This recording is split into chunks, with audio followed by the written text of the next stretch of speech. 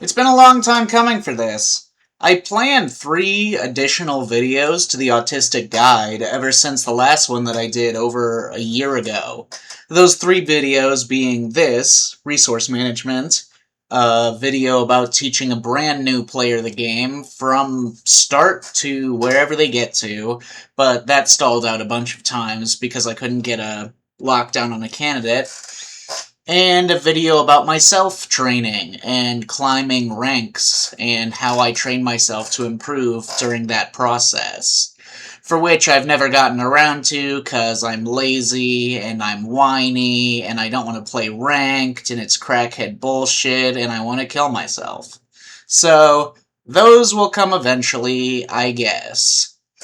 The reason it's been hard to write this resource management video over all this time is because it's a difficult topic filled with a lot of mixed messages. Vibes instead of logic, and a lot of esoteric number crunching that can get really boring. At a base level, good resource management is whatever lands you more hits and better hits, which is a dumb and obvious statement, but it is the most basic explanation that is technically true. To start with, my definition for resources is going to be more expansive than you're probably assuming. Your resources in this game are drive gauge, super meter, health, distance from the corner, or position or whatever, rounds, reads, and tricks.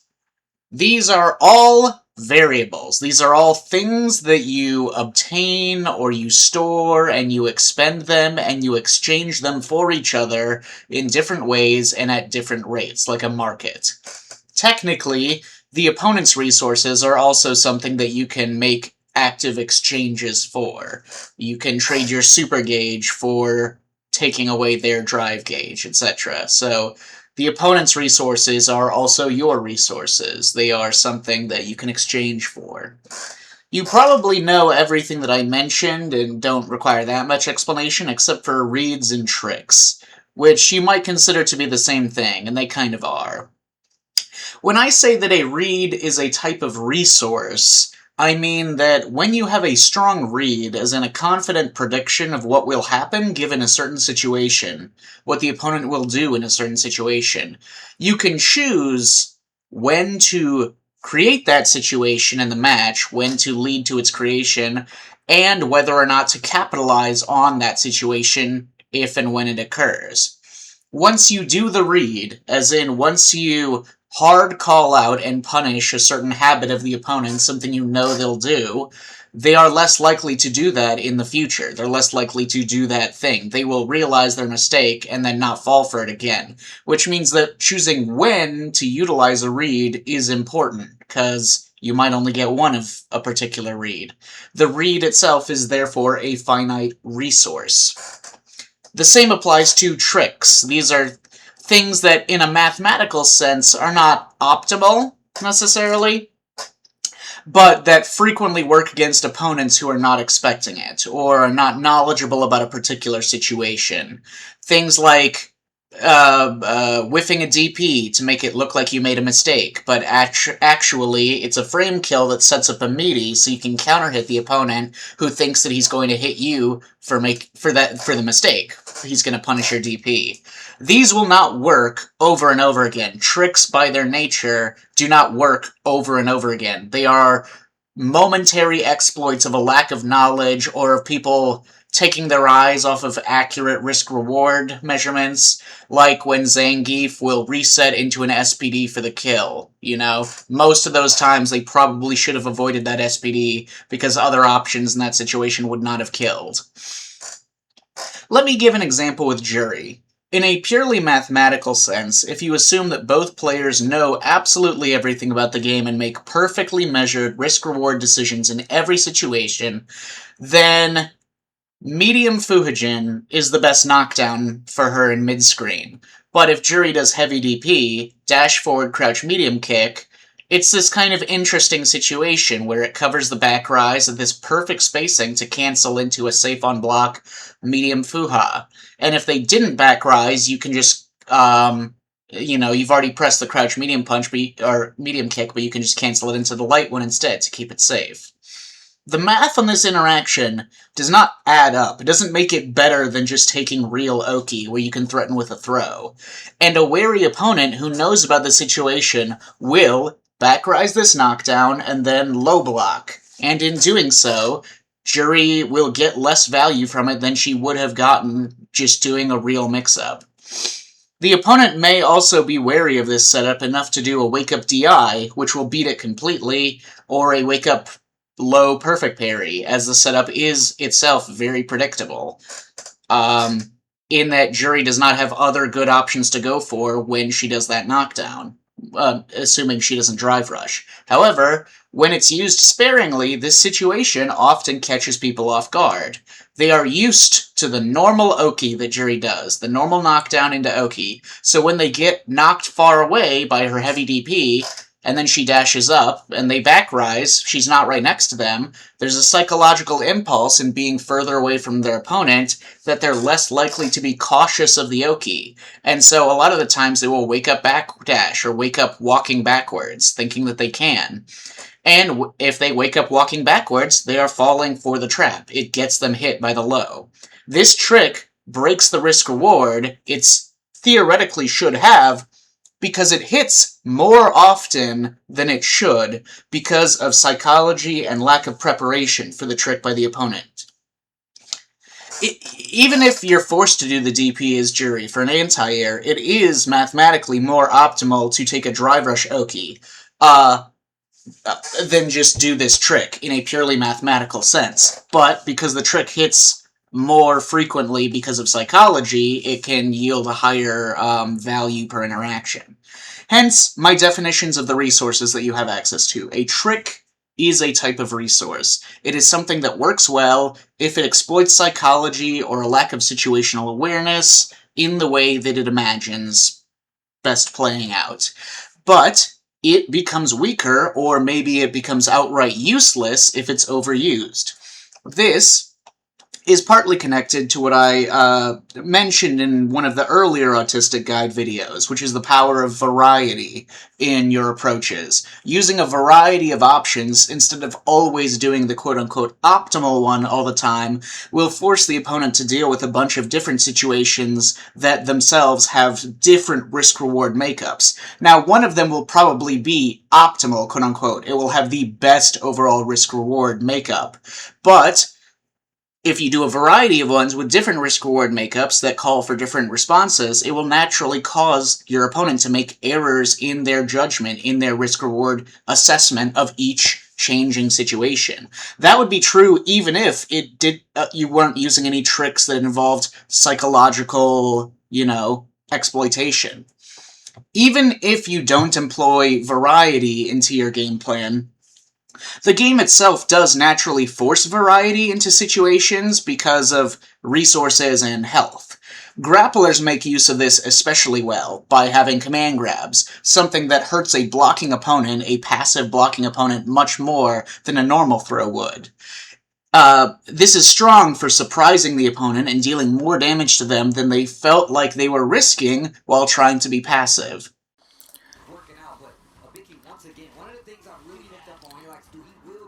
This walk-up SPD is also insidious. Now, he could have died just from, he committed to taking the SPD on wake-up, but then, by the time that he was out here, he was still not doing anything. He wasn't putting out buttons or moving, and there's risk to all of these. You can die from all of these.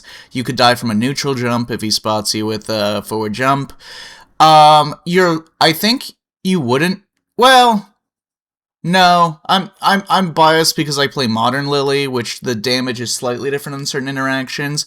He probably also would have died from a forward jump from an EXDP, not that Hibiki always does EXDP if he's too close, if he's worried about the EXDP whiffing under. A lot of the times he'll do light DP even if EX would kill. But anyways, I think the point is that this walk-up fast EXSPD, which is itself, in order to do it well, requires very fast execution to go from forward all the way into a quick SPD input. Yeah, that's beautiful execution right there. And And this is one of those insidious factors where you just don't expect to die. You know, from they're over there, and then a little inch, oh, I'm dead. I'm fucking dead, bro. This is like one of my favorite examples. This is the as he's playing whatever. He's not, you know, too worried. He feels like he's outside of the fierce range, and then the EX Windspire comes in. Hibiki doesn't really have like much super gauge. Like, sure, he could tackle level 1, which would put him at close to death, but it's, you know.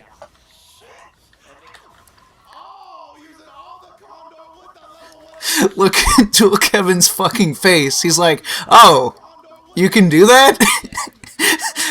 I fucking died there? You can fucking do that? And this is where we get into the next major factor of resource management. Win conditions. This is vital. Rounds are technically a resource, in that you can choose to not win a round by, say, spending a super that guarantees it, and risk the round in order to try to win it while retaining that resource. Rounds are the most valuable resource by far, obviously, and it's generally not a good idea to seriously risk losing a round. It's only worth risking a round if the chance of losing it is very, very low, like less than 20% in your estimation. It's never worth risking a round for anything as small as just 1 bar of super, in my opinion, no matter how much of a life lead you have. It only makes sense if you're in a strong position, like a good life lead, to maybe save 2 or 3 bars of super against an opponent and character who is unlikely to have a smooth road to a comeback in this round. That's how I see it. It's hard to put that into mathematics, since I measure everything via a value that is roughly comparable to damage or potential damage. But a round is worth infinite value because it is the means of success. It is success. It's worth it is the win. And you can't do math with an infinite. You can't measure the risk reward of X versus infinity. So anyways, win conditions. Almost every character in the game has 10,000 health, but it's easy to make the mistake of seeing health as a linear thing, like a series of numbers that adds up to 10,000, because it technically does. 1,000 damage is 1,000, and therefore 4,000 damage is 4,000. So could we say that 4,000 damage is 4 times as much as 1,000? No, actually, not really. That's not how this works. Damage is worth only as much as it gets you closer to a win condition.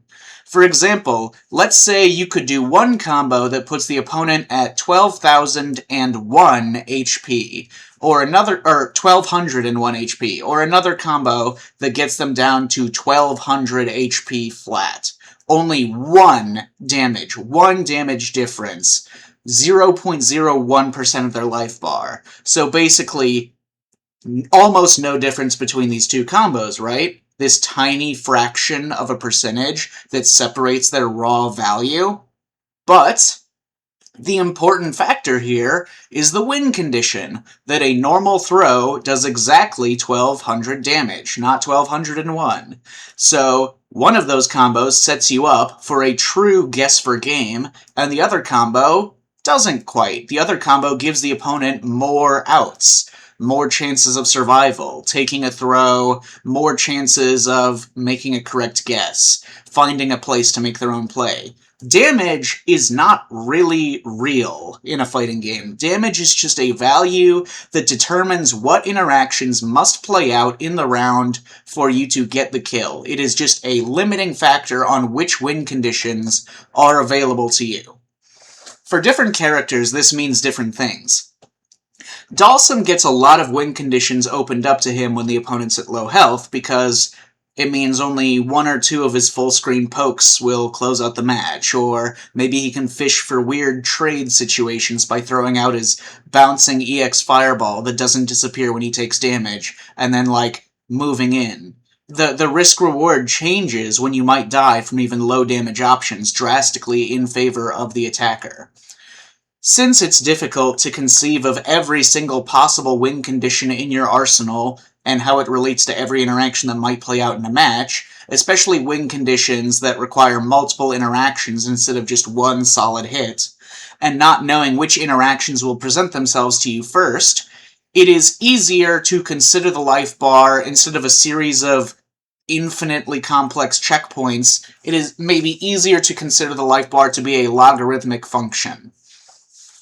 There are a bunch of different math functions. If you don't know anything about math, there are a bunch of different math functions for an accelerating value. So you have logarithms, factorials, exponentials, double exponentials, etc. None of them work perfectly because it's not a real value. It's more about what options will kill versus not kill. But the point is that high damage routes that put the opponent near death, so that maybe one whiff punish or maybe 2 throws or whatever will kill the opponent, those high damage routes are worth spending other resources at rates that it would not be the case it would not be worth spending if their health was much higher, if the win conditions were not really meaningfully in play yet. So look at this situation, right? Okay, I was looking for a different moment that I recall relatively recently, but I think it wasn't at EWC. I think it was at some previous tournament. Top 8, I don't remember, I don't care to go find it. So anyways, this is just an indication of a place where I think the player involved did not really understand that he was about to die.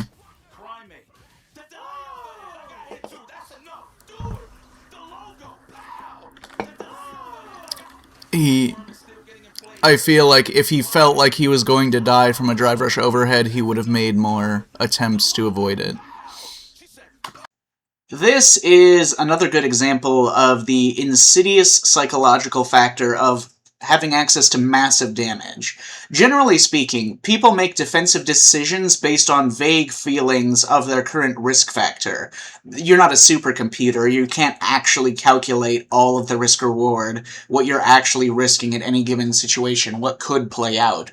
Surely, part of the reason why no attempt was made to check this drive rush at all was because being slow or too slow in trying to check it, or maybe getting baited by a drive rush into a special or a awkward hitbox-hurtbox interaction would also lead to a level 3 combo that would also kill.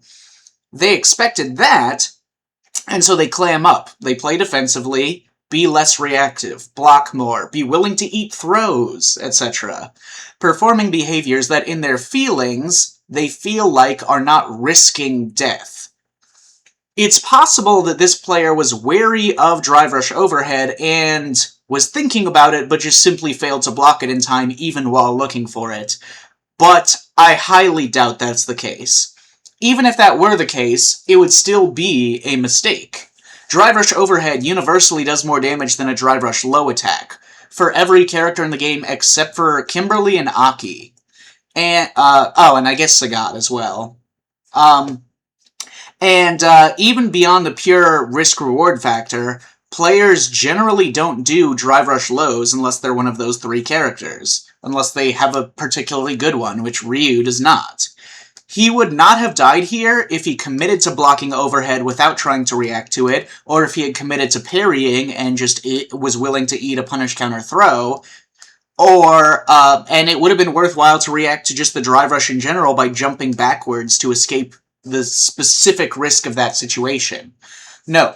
Drive rush overheads into death like this, they hit specifically because of psychology getting in the way of the raw math of the situation. Because the player was not expecting to die from what they were doing. If they knew they could die from it, he would have done something different, period. Options with preferable risk-reward are available here and could have been utilized. A smaller factor that might have affected the psychology in this situation is that this is taking place in mid-screen, and it's not true Oki, it's generally happening in neutral, thus making the defender not expecting such a large turn to be stolen with this deep drive rush into this slow action. And not being in the corner made him less wary defensively. He felt less afraid of being opened up, because you don't feel like you're as vulnerable when you're in mid-screen. These do not make logical sense because death is death, but they make perfect sense as a split-second impulse that your brain does to drive your general decision-making. In that sense, this drive rush overhead itself is also a trick, because it is exploiting a failure to correctly analyze the situation. This would not work the same way if he did it again in the next game. It just wouldn't, because the defending player, having just been hit by it in the previous game, would be more on the lookout for this situation and would have already thought more thoroughly about what options he had available if the situation came up again.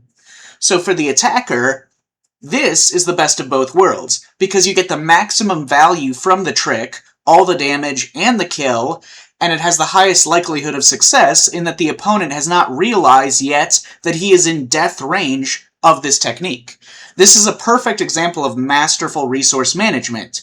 Just like all of Hibiki's little, walk forward SPDs or waiting jump medium punch closeouts are perfect resource management because they are perfectly managing the opponent's life, risk reward, his own tricks, and, to exploit the greater difficulty a player has in being aware of all of the win conditions that a grappler has available to them at any given time. All of these players did what they did because they did not... The split second of the decision right before they died involved each one of these players feeling like they were doing something cautious and safe and not at a high risk of death.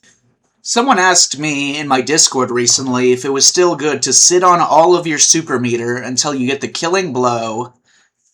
And again, it's complicated. Generally speaking, I would say no. Having all of your super meter does unlock certain win conditions for you, max damage routes, kill combos, etc., especially for certain characters, but depending on how a match plays out, or is liable to play out, because you don't know how it will play out when you make these decisions, oftentimes this strategy winds up with just not using your resources at all. That happens, 50% of the time. By the time you land the killing blow, the opponent would have died anyways, regardless of how much super you had, if you had less super or even no super.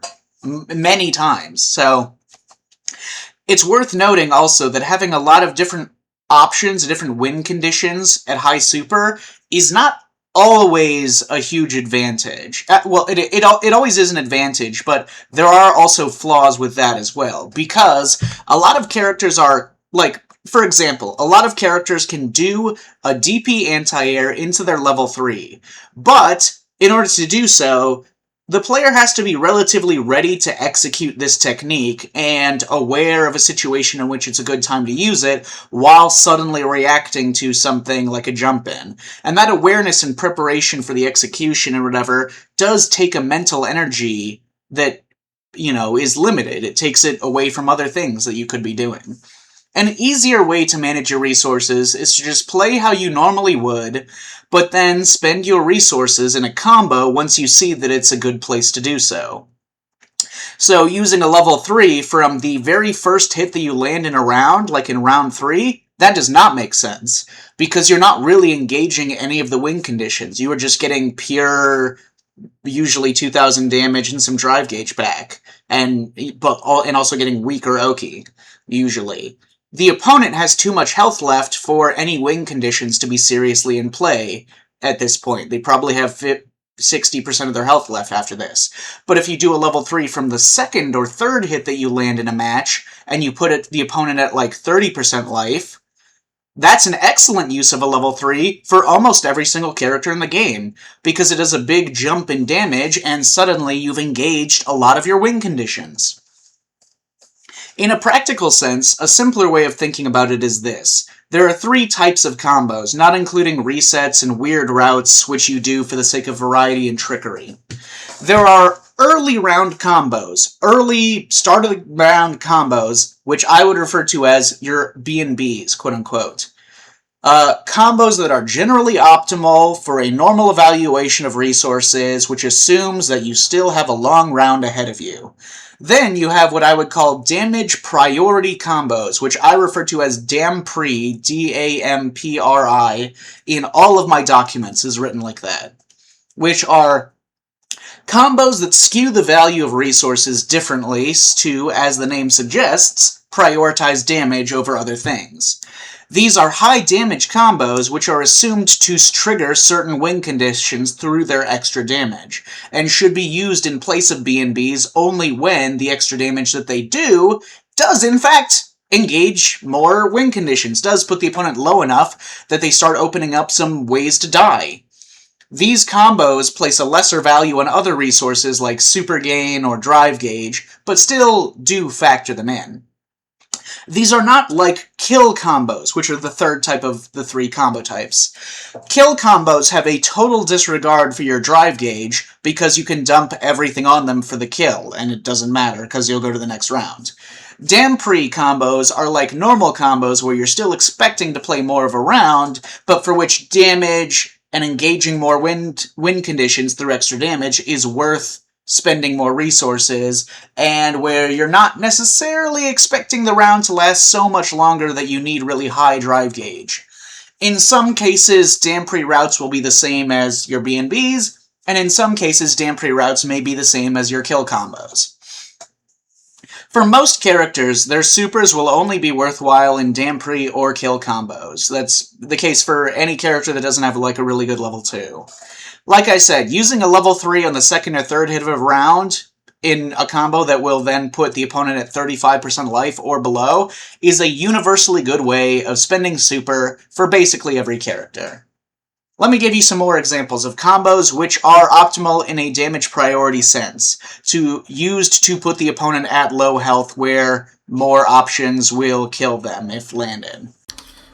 Let me think here. Let's see, combos that you wouldn't normally do. Okay, at high value, high drive gauge, whatever, or, for instance, like, Manon, let's say you interrupt something, like you get a whiff punish, it generally makes sense to go into this, or if you get a light confirm, it generally makes sense, oh, right, makes sense to do that. But if the opponent's at, like, lower health or something,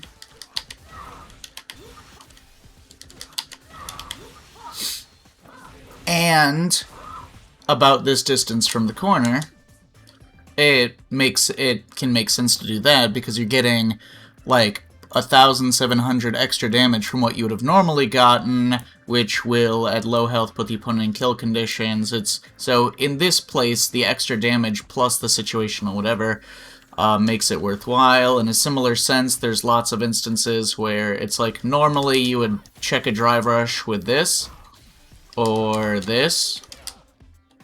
But, you know, there are instances where this makes more sense. Or near the corner, you know,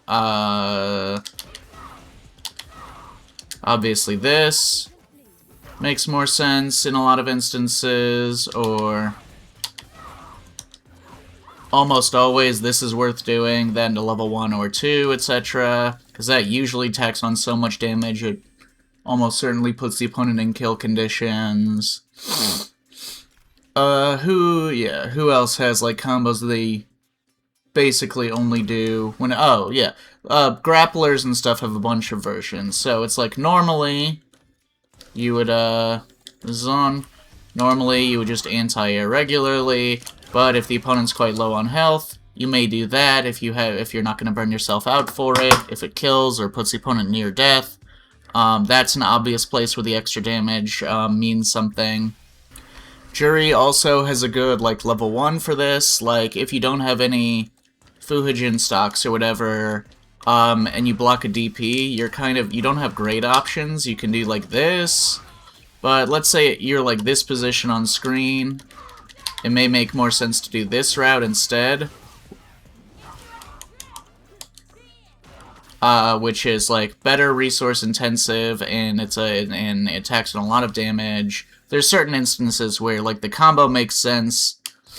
Generally speaking, in the corner, it's worth it to, like, overspend on, basically just do EX Fuhijin every single time in the corner. For Ryu, it doesn't actually make sense for him to spend his Hashigekis on, like, just random hits, because they don't improve the value of his combo that much. Normally, if he gets a hit like this, he would just go into this anyways, and it's not largely enhanced by the Hashigeki. But when the opponent's lower on life, the extra damage that he can get from stuff like that, or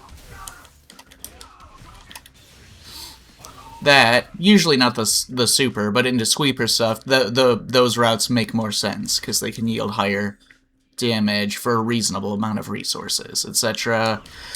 Same with Blanca. So it's like, let's say you get like a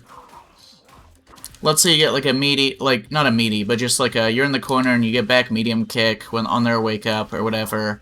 Now, normally, you might just do this, or spend to go into that, into a doll setup. But if you're healthy drive gauge and the opponent may start to get lower on life, you can do that, which is like 4k. Or you can do the exact same route with level 1 instead if your drive gauge isn't healthy, which is over 4k. And, you know, Blanca players are more starting to implement this for kill or almost kill scenarios.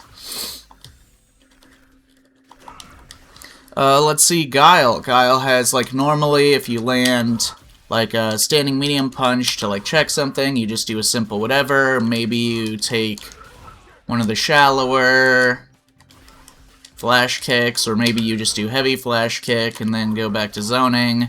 But you can also, at damage priority, do this.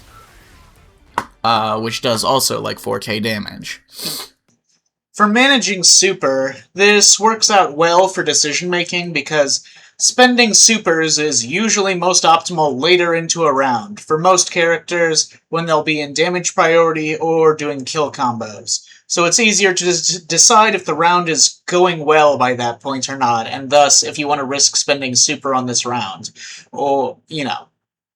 Dampre can come in the form of doing a very early level 3 in a combo. I mean, like, with very little scaling in a combo. Like, for Manon, for example, if you're low on drive gauge, a good Dampre, especially on Oki, is a single hit confirm from back heavy punch, either into light rond into level 3, or just straight into light level 3, especially at high metals, where, you know, one button into level 3 has, like, no scaling and does a shitload of damage, or something like Cammy, Crouch Medium Punch, Light Knuckle, level 3, stuff like that.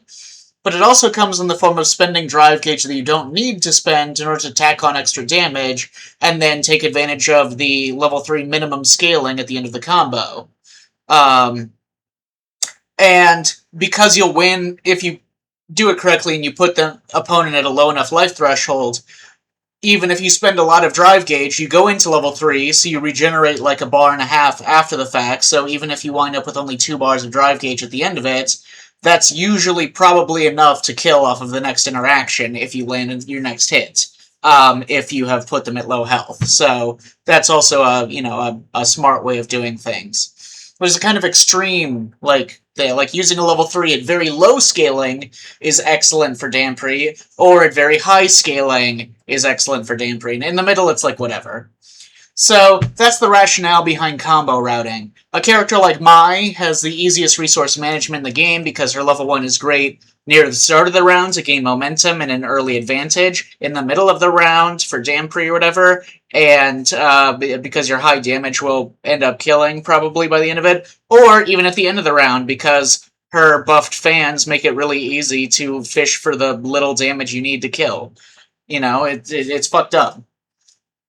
For drive gauge, in general, it depends a little bit. Generally speaking, regular Oki is better than Drive Rush Oki for most characters, unless the win conditions allow Drive Rush Oki to have certain brutal options available. Different characters have different value rates for their drive gauge, and their playstyle may allow them to put themselves low on drive gauge more safely than others. Zoning characters, especially JP, can put themselves very low on drive gauge in a combo and still be generally safe and not be at that great of a risk of burning out. The most valuable drive gauge, like the character whose drive gauge is most valuable and thus most costly to spend, is Lily. Because she is uniquely gifted with some of the best buttons into drive rush cancels in the game. And after that, it would probably be Mai, and then the rest of the cast generally hovers around a pretty consistent drive gauge value, which is usually about how worthwhile it is to do a low forward drive rush, statistically speaking. And then other characters can spend it more cheaply because they can generate it more easily. Again, the zoning characters, JP, Guile, etc. It's not worth it to hover around 5 bars of drive gauge or higher, because then you'll lose out on drive gauge regen if you get full. But it can be risky for many characters to put yourself at below 1.5 bars of drive gauge, but this largely depends on matchups and resources. In some matchups, your drive gauge value goes up because it is worth more in certain defensive situations against certain characters. Like, you should spend much less drive gauge generally against Bison, because having surplus drive gauge is good to get guaranteed drive reversals on his bombs on block. Which is always worthwhile for every single character in the game to do. I made a video at some point going over the math of guaranteed drive reversals and where they're worth doing. Some of my math has changed a little bit, especially the value of certain drive reversals has changed a little bit, but the obvious situations are very blatant. Drive reversals should be obvious against Bison Bomb triggers, Lily Wind Condor Spires, Luke Charge, Heavy Flash Knuckle, and some buttons are actually guaranteed drive reversal spots, like Mai doing Drive Rush Back Heavy Kick is actually a guaranteed drive reversal, etc. Even Meaty Back Heavy Kick from her. In some cases, there are spots where drive reversal is very likely to work, or drive reversal would be optimal to use but might be hard to apply, like many of the plus on block 2 hitting attacks in the game. Like if Terry does drive rush stand heavy punch, you can drive reversal the first hit of that and take it out, but if you react a little too slowly and you only get the drive reversal out after blocking the second hit of it, it won't work. He can block it. And then some characters are just built with so much drive gauge damage options available to them that there's really no good ways of managing your drive gauge against them. You just have to guess and make the right decisions when it's happening. Like Blanca level 2, Ryu, etc. For Ryu, for instance, like, there are places where people lose drive gauge where they really shouldn't. Like, a lot of the times when Ryu does something that's plus 3 on block, Ryu players will do back heavy punch. But if he does back heavy punch and do any special other than light Hashigeki, there is an immediate gap that you can parry so as not to lose more drive gauge. You can parry his EX Hashigeki, Denjin Hashigeki, whatever. And a lot of people just let him do it into EX Hashigeki without punishing the gap or parrying in any way, which is their mistake. But the point is that in some cases there just exists insanely high drive gauge damage, especially in bursts, that there's no good way to avoid. Some characters can burn you out from full drive gauge just by punishing a single one of your EXDPs. It just is what it is. Frankly, drive gauge damage is one of those places where players are at least aware of situations where they could force the opponent into burnout or almost into burnout, especially on punishes. They don't. Like, punishing EXDPs with a punish counter DI is an underutilized technique that in some cases could go a long way. So, people can maybe implement that in the future. Still, you can't realistically avoid playing the video game as it exists, so, most places where drive gauge damage is a threat, you're probably better off just studying those specific situations to try to find places where you can survive or parry or whatever, rather than just changing how you manage your drive gauge overall. Still, for most characters, it's generally a good idea to not dip below 1.5 bars in like mid-screen or if you're not in control of the next situation. And try not to take actions that could reverse you into the corner if you are low on drive gauge, or, panic too much if you're low on drive gauge and the opponent starts to connect attacks. I've talked for a long time about whether or not burnout was enough of a downside to motivate you to be afraid of overspending at any given point, and while it is very matchup specific and resource specific, I would say that generally speaking, it is not worth self-inflicted burnout in the middle of a round. maybe late in a round if your win conditions are close at hand, and maybe early in a round where you would survive burnout even if it does go badly for you. But probably not in the middle of a round, no. But as I said in the beginning, good resource management is simply whatever gets you more and better hits, whatever is more successful and lucrative interactions. Sometimes this does mean putting yourself in burnout unnecessarily, suboptimally, and then yielding an extra hit out of it that you wouldn't have otherwise because of the novelty of the choice or the surprise of the situation. Maybe you have specific tricks that you can leverage in burnout, like put yourself in burnout, then make the opponent think that they can pressure you, and then reversal level 3 at a spot where you're very confident they will be predictable in their pressure, their burnout pressure. Then the level 3 that you land does a ton of damage, saves you from burnout, and, that's overall, beneficial resource management. So good resource management often involves combining resources where they will most benefit each other, like having a multiplicative effect. Doing a reset into a command grab can be done at any time, but obviously it makes more sense to do it later into a round if it puts the opponent near death or actually kills. But some resources are best leveraged with multiple resources at the same time, like the Ryu Drive Rush Overhead Level 3 thing. Combine the good trick with the resources to make it hurt, with the situation where landing this big hit will close out a round 3. That's a lot of combining factors that make it valuable. Here, let me put up a stupid handy chart of resources and how they can be saved and spent. So, drive gauge and positioning and health are limited to a single round, and rounds and super meter are restricted to a game, and reads and tricks are global. An opponent can always remember your trick, no matter how many games you've played after that. Only through psychology and the passage of time might that opponent eventually forget or temporarily misremember. So a trick is more like a sword that dulls or sharpens depending on various factors, such as how often you use it, how prominent the trick is used in the meta by other players, how much your opponent studies the situation or thinks about it, how much variety you introduce to lull your opponents into not thinking about the existence of the trick, etc. The concept of variety and some tricks may involve doing what seems like bad resource management decision, such as, Noah the Prodigy's infamous old play style, willingness to burn himself out in order to land extra hits from a lack of expecting him to commit to, the extra crouching medium kick drive rush. Many players stop blocking low when they think the opponent isn't going to commit to that, the variety that he can employ by keeping the opponent unsure of what to expect, and the variety that he forces them to play against constantly shifting play styles between his burnout style versus his non-burnout style, and by leveraging a massive bag of tricks to leverage in burnout to turn it from a detriment to a benefit, baiting the opponent into these overextensions in this scenario where they are largely unexperienced and unfamiliar.